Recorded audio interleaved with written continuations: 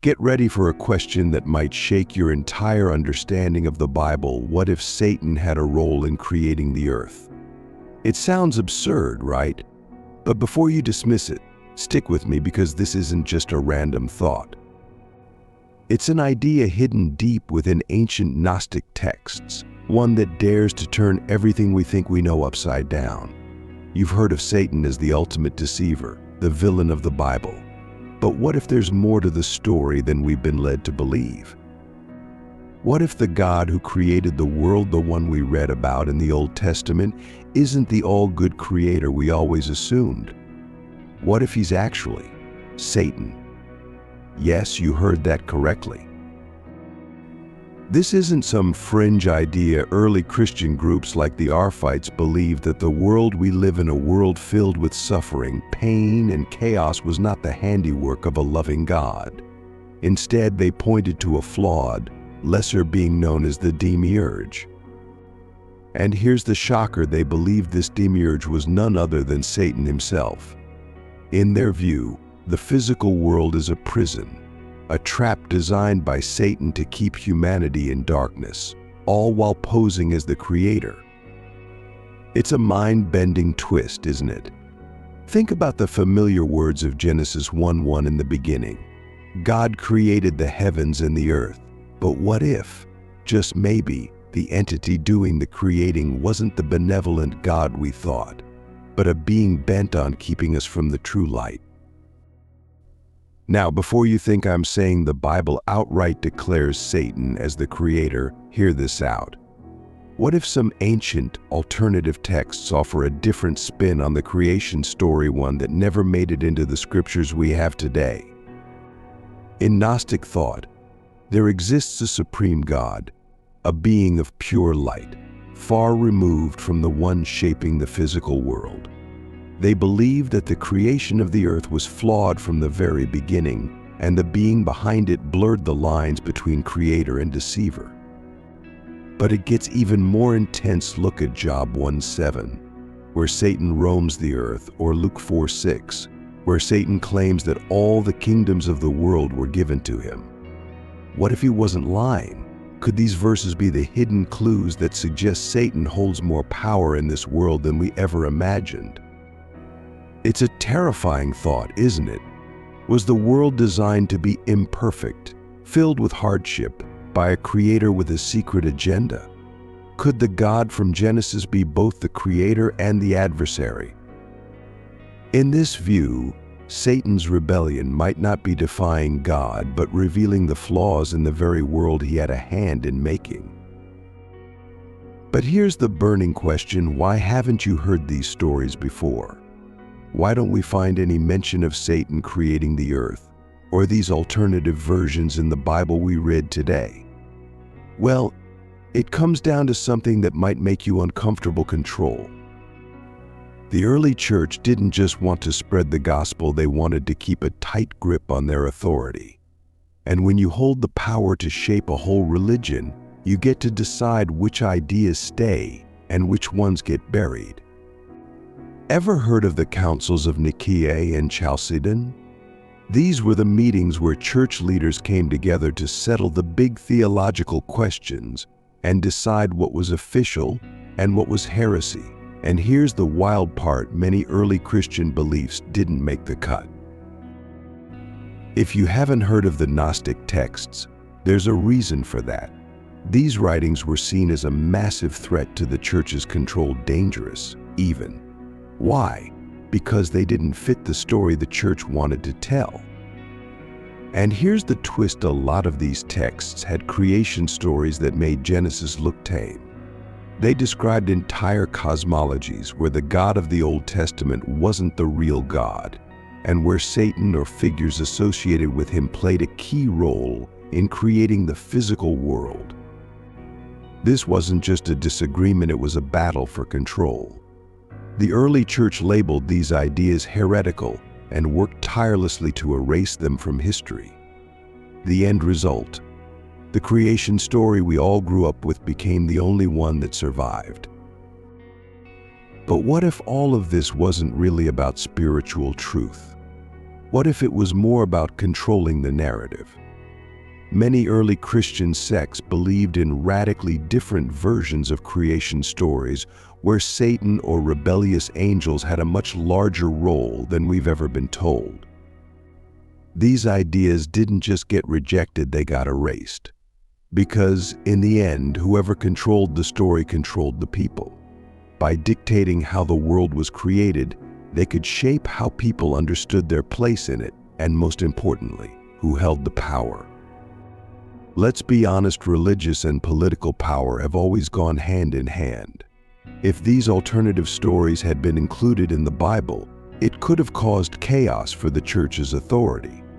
The official version of creation is straightforward: one God, one story, one truth. But as we dig deeper, we find that the reality might be far messier and a whole lot more controversial. So we've touched on why these stories were hidden, but let's get into the real meat of it: Gnosticism. Now, if you've never heard of Gnosticism, don't worry, it's not exactly on the Sunday school syllabus. But it should be. This was a movement that had the potential to change everything about how people understood the universe, creation, and even God. Gnostics weren't just your run-of-the-mill believers. They had an entirely different worldview. While the mainstream Christian church was preaching that the world was good, created by a loving God, the Gnostics looked at the mess of the world: disease, suffering, death, and thought. Wait a second, this can't be the work of a perfect creator to them. The physical world was a trap, a prison, and the being who made it, not exactly God, at least not in the way we've been taught to think of him. The Gnostics believed in a higher, unknowable God, a pure source of all light and goodness. But the creator of the material world, that's where things get weird. In their view, the world was created by a lower, flawed being, the Demiurge. And here's where things get really spicy. The Demiurge was often identified with the God of the Old Testament. Yeah, the very same one who said, "Let there be light," but in the Gnostic view, this so-called God wasn't benevolent at all. He was a cosmic jailer, keeping humanity locked in ignorance. And who was helping him keep things in line? None other than Satan, or at least an entity resembling the Satan figure we know. In Gnostic texts like the Apocryphon of John, the Demiurge is described as arrogant, ignorant, and downright malevolent. He thinks he's the only God, but the Gnostics saw him as a pretender, someone who created the world to entrap souls in a flawed, material existence. So how did the Gnostics respond to this? With secret knowledge, or gnosis, which they believed could set you free from the physical world and its deceptions. They believed that only by gaining this hidden knowledge could people truly understand their divine origins and break free from the cycle of suffering and death. Gnosticism wasn't just a different take on Christianity, it was a total rejection of the physical world's legitimacy. They saw it all as a cosmic scam, and they were not afraid to say it. That's why the church saw them as such a huge threat. Gnosticism wasn't just about personal belief, it was a full-scale revolt against the entire structure of reality that mainstream Christianity was promoting. If the physical world was a trap, if the Creator was a fraud, then what did that mean for everything the church stood for? That's why Gnostic texts were banned, not because they were some fringe cult, but because they were asking questions that could tear down the entire foundation of Christian doctrine. And let's not forget, Gnostic ideas didn't just vanish when the church started suppressing them. They went underground, kept alive in secret communities, and in texts that didn't see the light of day for centuries. The Nag Hammadi library, discovered in Egypt in 1945, is full of Gnostic texts that had been hidden away since the 4th century. These writings show a radically different version of Christianity, one where the real enemy isn't just Satan, but the very fabric of the world itself. Let's talk about Lucifer. Now, most people hear that name and immediately think Satan, right? But hold on a second. The story of Lucifer is a lot more complicated, and honestly, it's not as straightforward as we've been led to believe. First off, let's start with the basics. The name Lucifer literally means Lightbringer or morning star. Doesn't exactly sound like the Prince of Darkness, does it? And here's the thing, it wasn't always a name associated with Satan. In fact, the whole connection between Lucifer and Satan is something that came much later. In the Bible, the word Lucifer appears in Isaiah 14:12, where it's talking about the fall of a morning star, but the context suggests it's about a Babylonian king. So where does this idea that Lucifer equals Satan even come from? Well, the early Christian writers started reading that verse as a symbol for Satan's fall from grace. You know, the whole rebellion against God, cast out of heaven story. But here's what's interesting. Lucifer wasn't always seen as evil.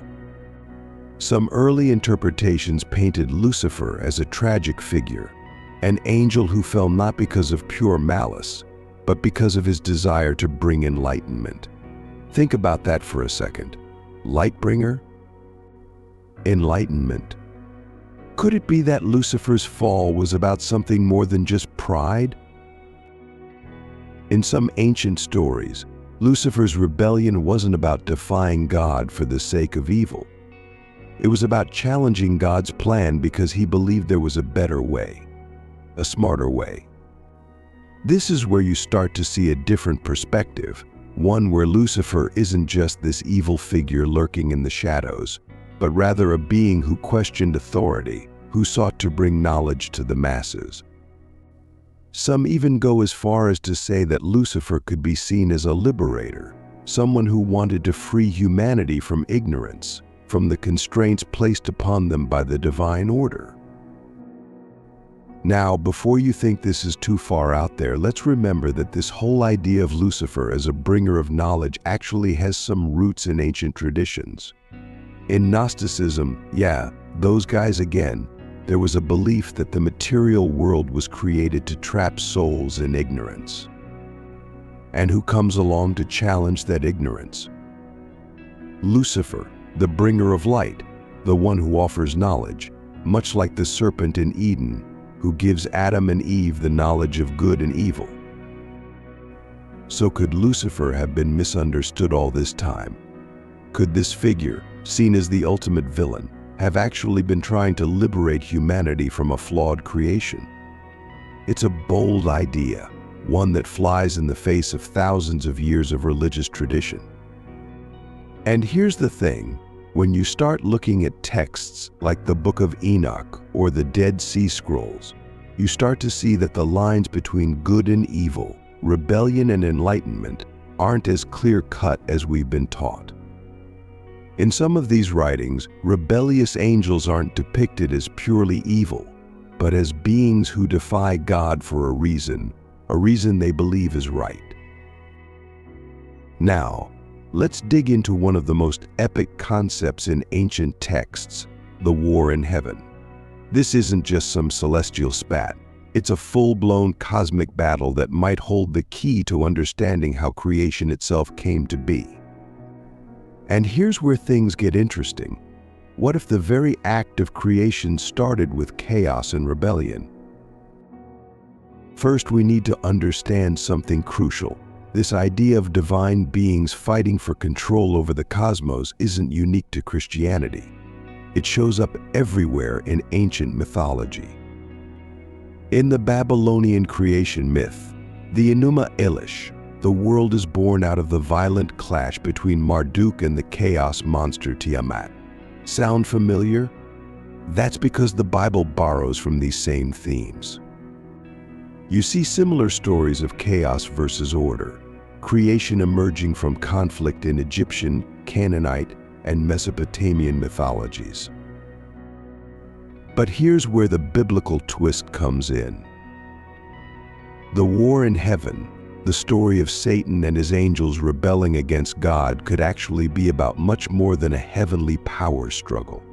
It could be the very foundation of how the material world came into being. In Revelation 12, we get the classic image of Satan as the dragon, leading a third of the angels in rebellion only to be cast out of heaven. But what if this isn't just an afterthought? What if it's the catalyst for creation itself? As what some ancient texts suggest, creation didn't just emerge from a peaceful, divine act. It came from conflict, from chaos being beaten back by order.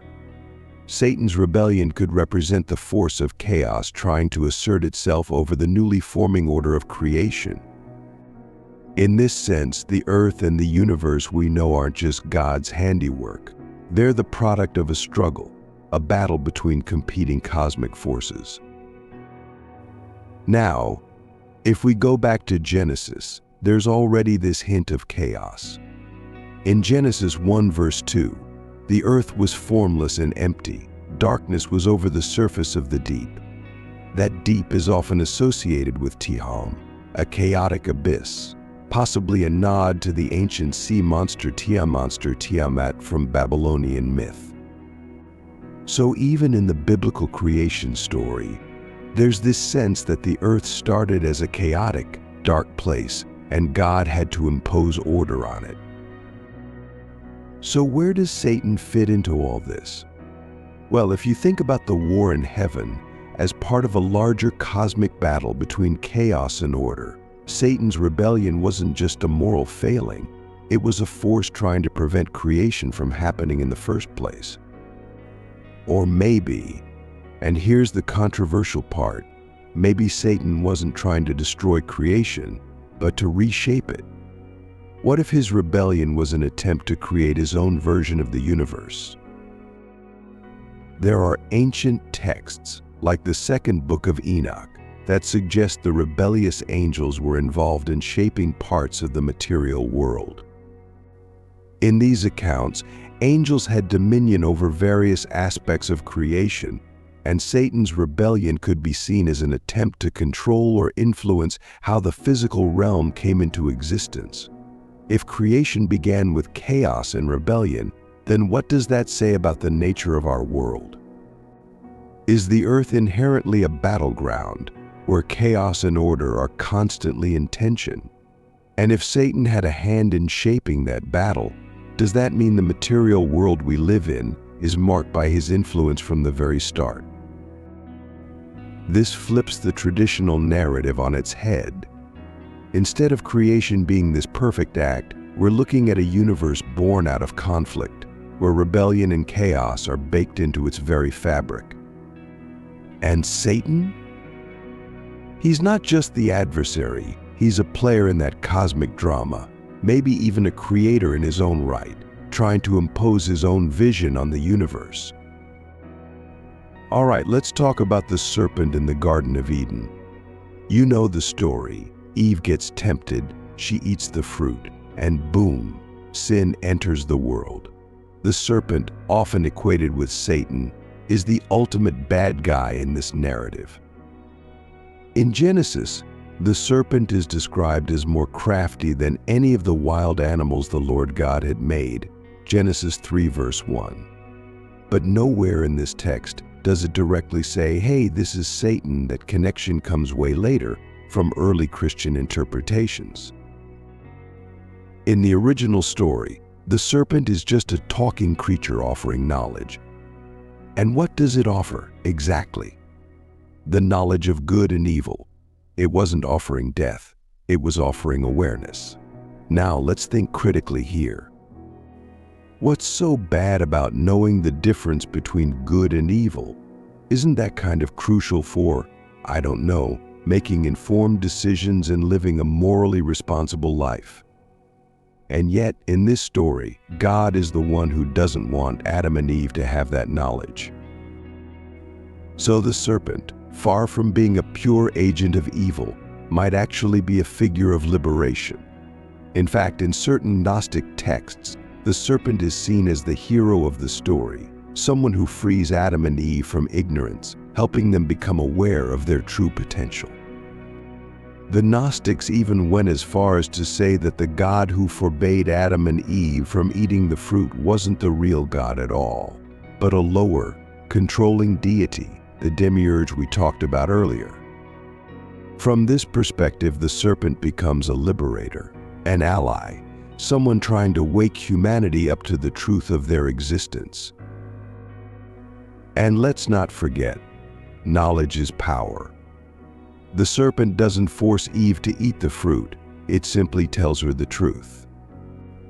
God said they would die if they ate it, but the serpent said, "You will not surely die, for God knows that when you eat from it your eyes will be opened, and you will be like God, knowing good and evil." Genesis 3 verses 4 to 5. And guess what? That's exactly what happens. Their eyes are opened. They gain knowledge. They don't drop dead on the spot. So here's the twist. Could it be that the serpent wasn't lying? Could it be that the serpent was offering humanity something that was being kept from them? In Gnostic terms, this isn't about defying God for the sake of evil. It's about breaking free from a system designed to keep humans in ignorance. The serpent, in this light, is a symbol of enlightenment, not destruction. But why would the church demonize this figure? Simple. Knowledge is dangerous. If you can control what people know, you can control how they think, how they act, how they live. The serpent, as a symbol of knowledge, was a threat to the entire structure of divine authority.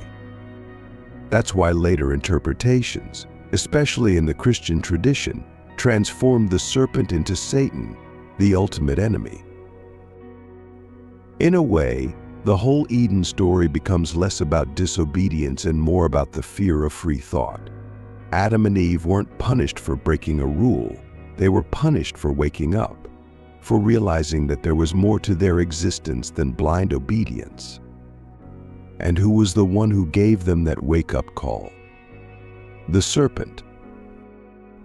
Now that we've covered some mind-blowing reinterpretations of the classic stories, let's talk about the books that didn't even make it into the Bible. That's right, there are entire texts, alternative creation stories, and hidden accounts that were left out of the Bible we know today. And you've got to wonder why. Ever heard of the Apocrypha?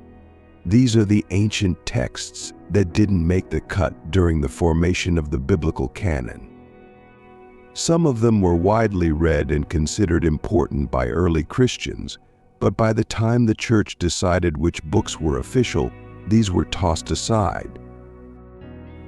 We're talking about texts like the Book of Enoch, the Apocalypse of Adam, the Gospel of Philip, and the Book of Jubilees. These writings contain alternate visions of the creation story, some of which are downright shocking. For example, in the Book of Enoch, you get a wild story about angels descending to earth and mingling with humans.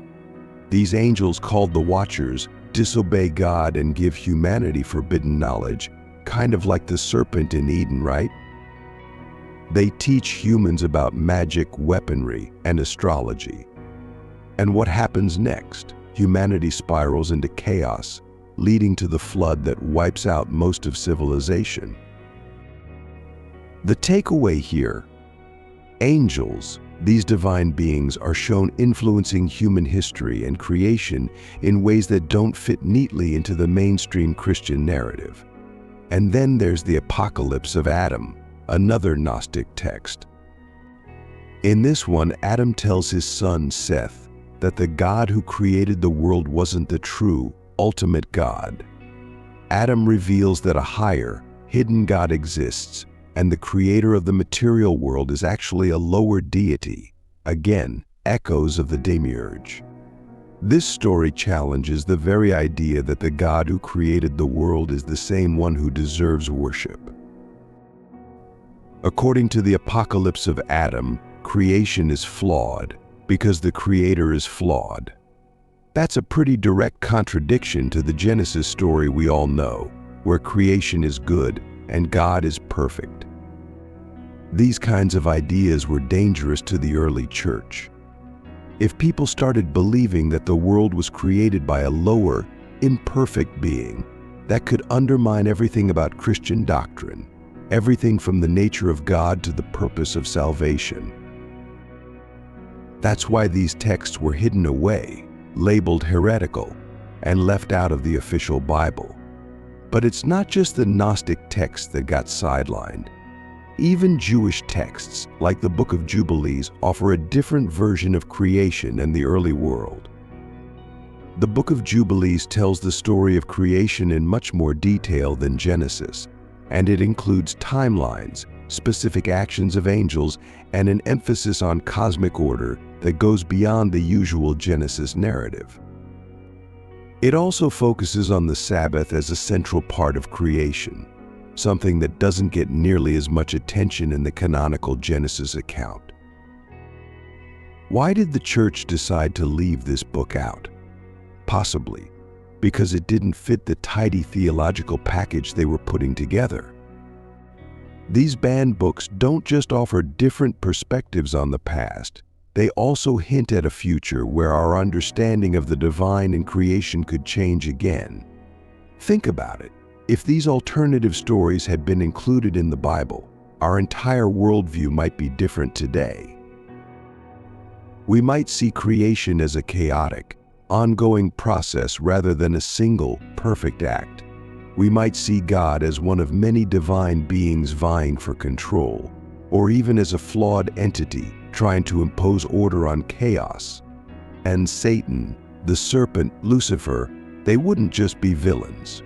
They'd be part of a much bigger, more complex cosmic story. The church didn't just suppress these stories because they were weird or confusing.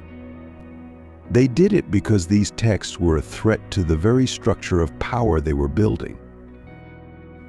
If people started believing that the material world was inherently flawed, or that knowledge and rebellion weren't necessarily evil, it could upend the entire system. These banned books were dangerous not because they were false, but because they offered a different truth, one that could inspire people to think for themselves. So what's the takeaway here? It's simple. The Bible we have today is only one version of the story. It's the version that won out in a long, messy battle of ideas. But that doesn't mean it's the only version, or even the most accurate one. There are entire texts that were hidden, erased, or banned because they didn't fit the narrative that the early church wanted to promote. And those texts, they hold some seriously different ideas about creation, the nature of God, and humanity's place in the universe. Thanks for watching. If this video made you see the Bible in a new way, don't forget to like, comment, and subscribe. We'd love to hear what you think in the comments below. Do you believe these banned books should have been part of the Bible? And what do they reveal about the creation story we know today? Until next time, take care and may God bless us all.